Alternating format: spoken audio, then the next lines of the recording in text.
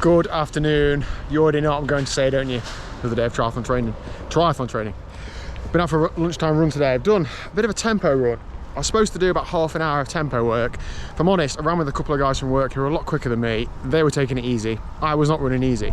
But it was just easier for me to say, right, I'm going to try and run with you than try and stick to a certain plan. So I think I ran about 40 or 44 minutes of tempo. It was about 7.5 minute miling, I think. I haven't really analysed the stats yet. I'll leave them on screen now though. But I felt good. It was tough.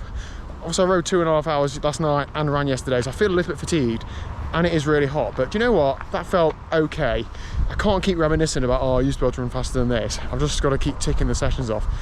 And that is it. I hope to, don't want to make claims where I've done it, but you know, I'm hoping to run about 7.5 minute miling at Cork 70.3 in 2 weeks. So that gives me a bit of a, maybe it's possible, maybe it isn't, but we'll see. Oh, anyway, what else do I need to say? Nothing else really. See you tonight for, I almost don't want to say it yet, but going for a swim. So yeah, that's what I was going to say. I'm absolutely dripping. You know when, well, I know when, like I went on holiday with the family and I was that like chubby, pasty white kid. I had to wear a t-shirt in the pool. It feels like that. It's not pleasant for anybody to look at and it's not pleasant for me to wear, but it is what it is, isn't it? Anyway, shower time. Right, I know that on this channel I do a lot of, I'm going to do this and then that thing doesn't happen. And I could just delete it out, but I think it is part of the journey. I was going to go for a swim tonight before I go out for a meal. However, I'm at the pool, you can see, there's no lane swimming. So last night when I thought there wasn't any lane swimming because it wasn't on the timetable, there actually was. Ash, my swim coach, went and swam. So I thought, right, balls to it. Regardless of what the timetable says, I'm going to go swimming. So the timetable didn't show anything this afternoon. So I've still come and there's no lane swimming. So none tonight at all. So unfortunately that's it, no swimming. What am I going to do tonight instead? Well, I've only really got an hour and a half of free time and my legs are smashed. Like from the run and ride yesterday and today's run, my legs are feeling it. So I'm going to take the opportunity just to have a rest evening so I can hit it tomorrow with a run and ride. I was only really going to have space for a swim. I could actually use my swim bands in the garage, but I'm probably not going to, so it's waste time saying that. Anyway, excuse me, let's go home and see what Liz is doing. Okay, so when I'm struggling for content, what do? Firstly, get a cute animal. I know that is a trap though. Is that a trap, Rupert? Oh, good boy. Okay, it wasn't a trap. Secondly, do an unboxing, classic YouTuber style. Now, this is not sponsored, and I haven't really bought much cycling and triathlon kit over the last couple of months, I don't think. I'm just glancing at Liz for her to tell me that I have. I don't think I have I really? No. Anyway, but I love a good bargain. So, I recently bought some winter kit. Now, I know what you're thinking, Daniel, it's like July, August, why are you buying winter kit? Well, because it's on offer. So, at the weekend, there was obviously some great Commonwealth success for some British triathletes, and who put on a podium bonus sale or something. Basically, cheers to the England squad for doing so well, because that's meant I've got some cheaper clothes. Winter kit, I don't have a huge amount of winter kit. I've got a couple of pairs of winter bibs, a Castelli Perfetto jacket, but like I could do with a little bit more. So I thought about keeping my eye out for some stuff, and some stuff has come up. Now let me just sit on the floor because I've actually got like pajama bottoms on. So I'll save you the pain of seeing that. As I said, none of this is sponsored. I'll tell you how much stuff was as well. So I bought 2 pairs of the Ribble Well-Tie bibs. Now these are like black, so they're not in your face. The other ones I've got, I think, are pink on the bottom. These just look like stealth winter bib shorts. They've got Ribble down the side and Campaigning Against Living Miserably, and then Well-Tie on the other leg. I think they're okay. They were £67 a pair. Now our club bib shorts are about that, and they're like quilted on the inside, so they are quite good, you know, for warmth. They just relieve some pressure off of me and or Liz for having to wash clothes at the weekend, perhaps if I'm riding twice at the weekend and so on. And I think that has a bit of reflective material on there as well. So yeah, 2 pairs of those. That should be good for the winter. For those who are interested, I am 90 kilos, 6'2", and that was a size extra large. I find that I'm an extra large hoob bib shorts, but a medium hoob jersey.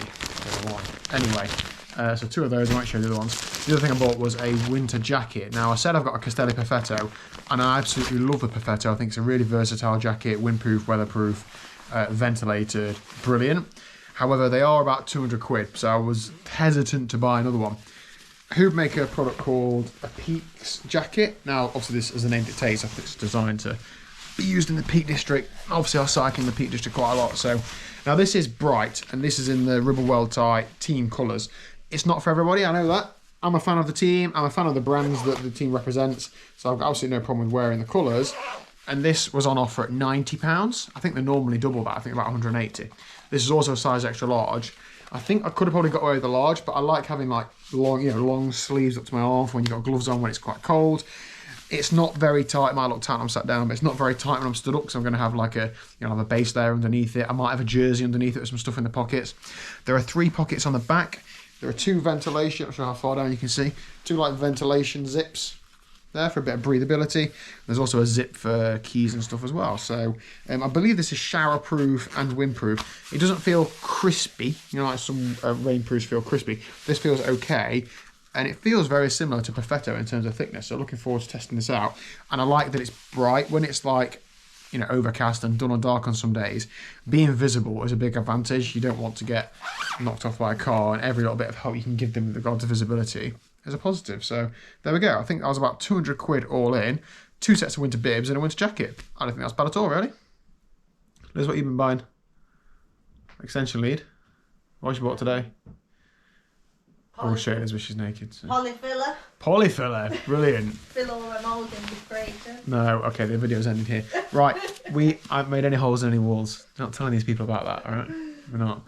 Okay, so I'm going to go and have a quick nap actually now, and then I'm going to get ready to go out for a meal with Triple Brutal James. Sorry, Decker James. I don't know what we'll call him yet.